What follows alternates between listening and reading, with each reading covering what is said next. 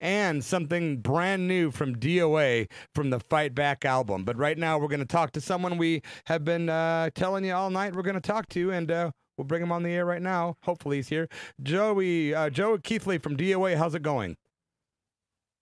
Great. How you all doing? Good, man. I had you on speaker there. Now we're sounding good. I can hear you loud and clear. Good. So are you in Vancouver, Canada? Is that where you reside? Yep. This is my stomping grounds up here. Well, down your way, down the coast is also our stomping grounds, but this is where I live, is in Vancouver, Canada. Now, we did see you, you came through Medford, Oregon a couple of years back at Johnny B's, which I was really fortunate enough to see you there, so thanks for coming through. Yeah, it was the select audiences.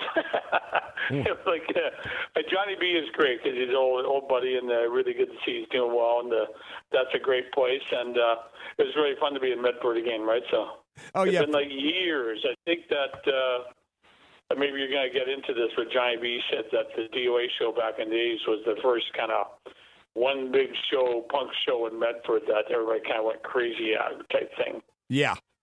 The last time I saw D.O.A. before that show was 1985 in Indianapolis at the Father's Day Mondo show. Oh, my old buddy Bill Levine, I'm still in contact with. He put on that show. I remember that well. It was still a funny outdoor thing, and I've never understood what Father's Day Mondo meant, but I still got the poster, and I remember the show. It was good. I think the Toxics played on that. Yes, and the Dicks and Dayglow Abortions, I believe. Right. The Dicks were on tour with us all summer. Yeah, 85. Yeah, that was really good. Yeah, because at that time, I remember D.O.A. and the Dicks were two of my favorite bands, and I'm like, I get to see them both in one night. So, yeah, I remember that very well. Yeah, no, good stuff. Yeah, Paul Mahern, of course, was on the show just about a month ago from Zero Boys and Dayglow Abortions. And a couple of years. Okay, cool. Yeah, and your old buddy Bruce Stuckey was on from Toxic Reasons, of course, too, recently. Yeah, Bruce did. I saw him this past summer. He lives in Indy, so it was good stuff. So there were some really great old friends around the Midwest, between Detroit and Indianapolis and Dayton and Cincy and all that, right? So what's a regular stomping grounds? We used to play this joint out in Newport, Kentucky, just south of the river in Cincinnati. It was called the Jockey Club. It was like a legendary place. And, it was just like you're crisscrossing out to New York, back from the West Coast, where you're going to stop somewhere, one of those towns. Yeah, I never did make it to the Jockey Club, but I've got many a live recording on cassette tape from that place. Yeah, it was a big, for anybody who doesn't know, your listeners, that it was a big, Newport, Kentucky was Sin City of the Midwest, like gambling, prostitution, drugs, all that kind of thing, kind of early day Vegas. And you just had to cross the river. You're there. They took in the money, and the place we played at, Frank Sinatra had been there. Chubby Checker had played. Fats Domino. People had been gunned down on the sidewalk. It's like it was things were happening, right? All that fun stuff. Yeah. Hey, man, thanks for sending us the new album, D.O.A. Fight Back. What a great album. Yeah, no, thanks very much. Yeah, it's D.O.A.'s 17th studio record over the 40 years we've been around, and we're pretty happy with it. It came out well. So it's got a lot of political content and some funny stuff on it too, I think. Yeah, it really does remind me of an old school D.O.A. release. Like, it does have, the political content that you would expect, the humor, like you said, but it's just, the production's great, the passion's just, it's not like you're not like going through the motions or anything. It's really a good record. Like, listening to it even twice, there's like many classics on this thing already. Yeah, I think that people get, I really like, there's stuff like We Won't Drink This Piss, which is what what English always refer to as bad beer, is we won't drink this piss, right? So, and that's pretty funny. And there's a Johnny Cash song, Wanted Man, and The Last Beer is a song about my old buddies that aren't around anymore. And then there's political stuff like You Need an Ass Kicking and Killer Cops. Yeah. Yes. Yeah, it was fun. It was fun to write and record, as they always are. They always take on a life of their own once you start. You don't know where they're going to go and what the content's going to be. I'm not like Pete Townsend, who set out to write a a concept album. Yeah, right.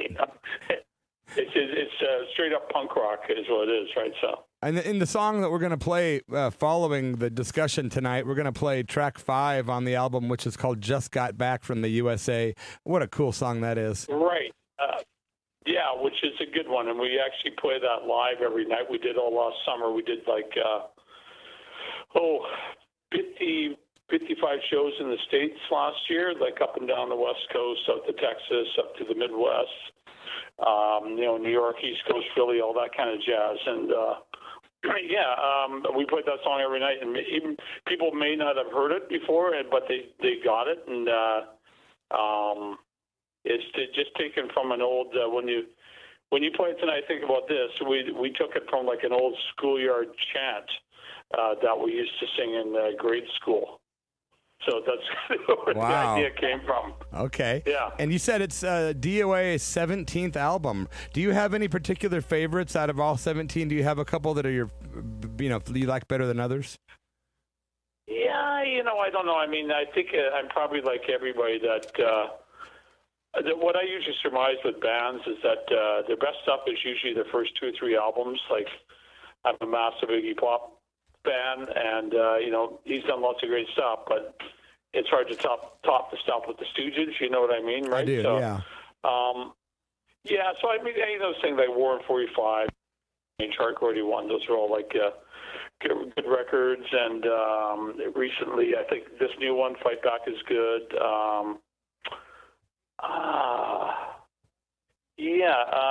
I'm trying to think. We Come in Peace. Yeah, I like that album. It came out in 2012. It's a bit different. It has a few more melodic songs and a little bit slower. Yeah. There's fast stuff on it, but it's not as blistering as this one. So it kind of depends what you're into, right? So if you want a blistering album, then Fight Back's a good one for you. And also, you've got a new book out, which I read, and I actually picked up a copy from you when I saw you at Johnny B's, and you were cool enough to sign it for me. But I'll abbreviate the title: A Life in Punk, and it's a really good read, man. There was a lot of stuff in there with your history that I wasn't aware of. And how long did it take you to write that book?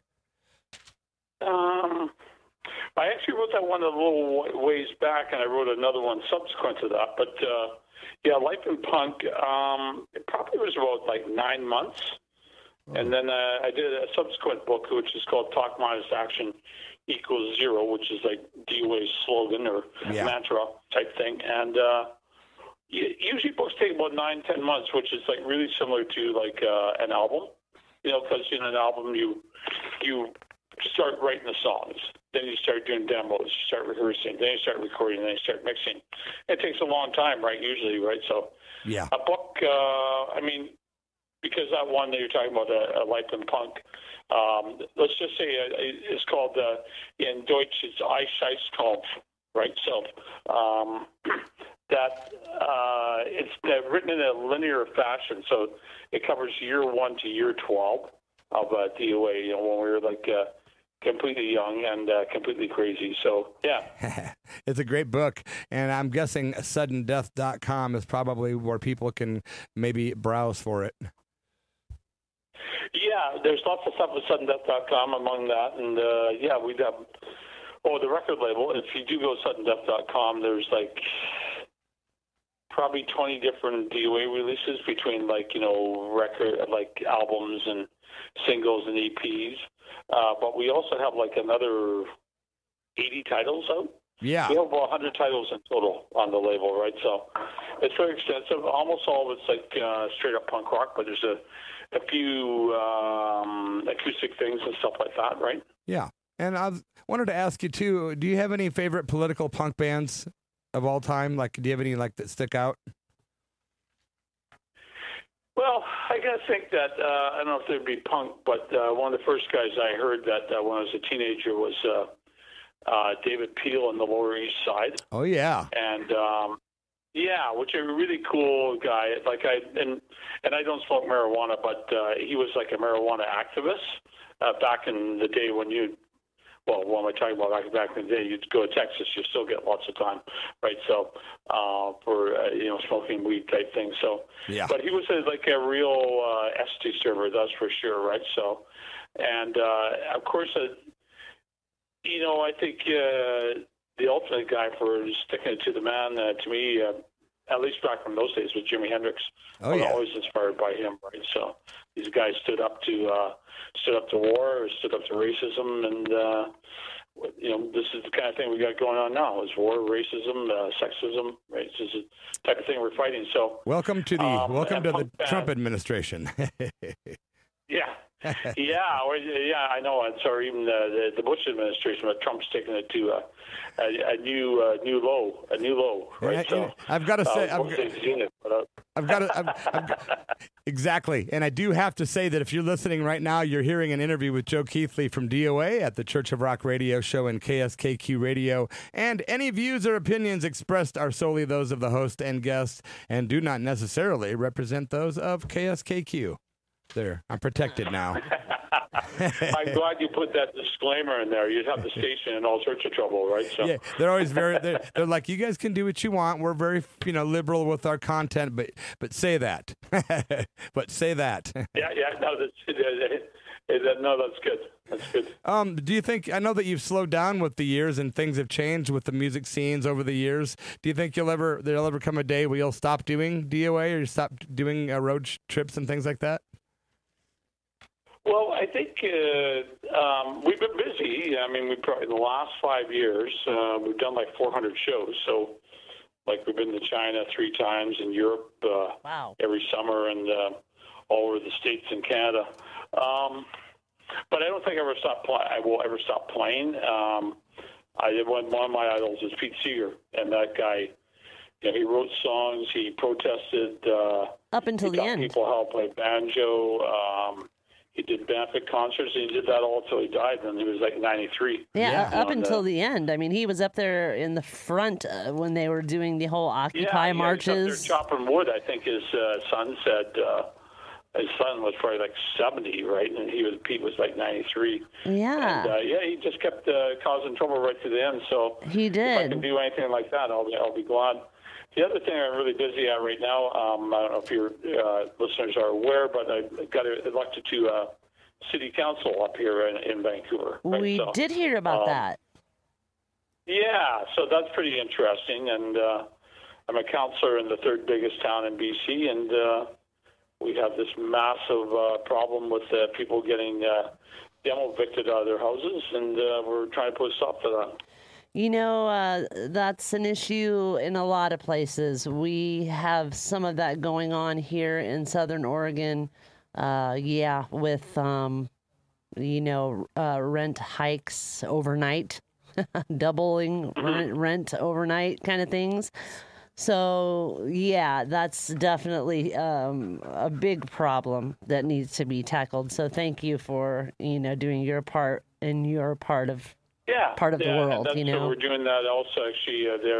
Our thing, too, is myself and a whole bunch of other people recently, we've been elected running for the Green Party. The Green Party is doing fantastically in Canada. It's unbelievable. It's like, I know you probably don't hear that much about it down there, but there's like different levels of government, from civic to provincial to federal. So we realize that their number one issue is really we have to fight climate change because it's affecting everything, right? So we're on board with that and trying to help lead the way, along with a bunch of good-minded people that are doing the same thing. Yeah, and believe it or not, the Green Party is becoming a bigger thing here in the States. And if there's anything that we need, it's an alternative to the two-party system, that we've been relegated to for so long. It's an obvious need. And the Green Party is something that you're hearing more and more about and that more people are getting behind. I think that people should realize that they can probably, if they did want to run for office, probably the way to start with it, if they were running as a Green or anything else for that matter, start civically, start in your own town. I mean, that's where you actually affect the most change, right? So that's what I did. I tried running for like bigger levels of government up here in Canada, and then this last year I just ran for a city office, and lo and behold, I found myself the kind of the first elected punk rocker in North America. That's fantastic, man. Yeah. And that's the saying, you know, is do what you can with what you have where you're at, you know. And that's a really good point of view, right? And you know, you got to make do with what you got and make the best of it, and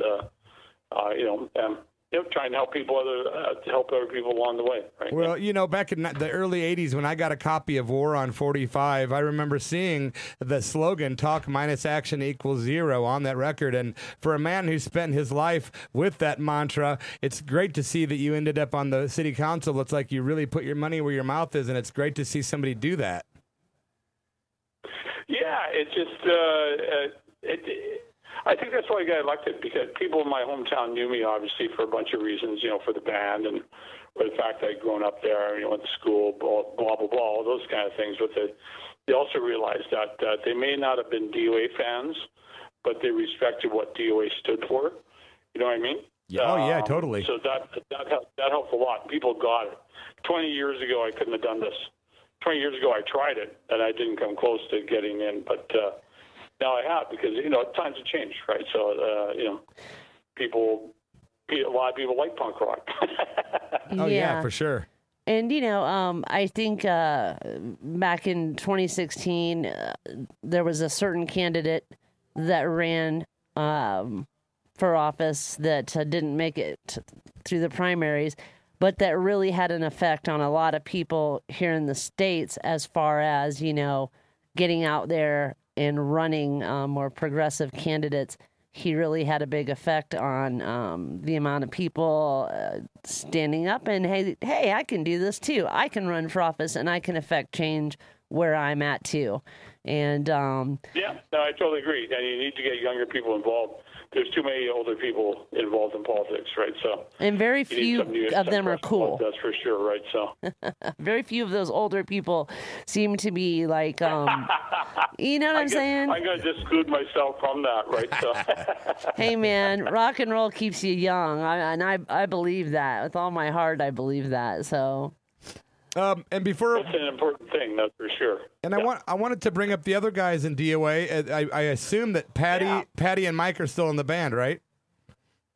Yeah, it says, like I said, when we've done 400 shows in the last 5 years, it's Patty, Mike, and I have done that over and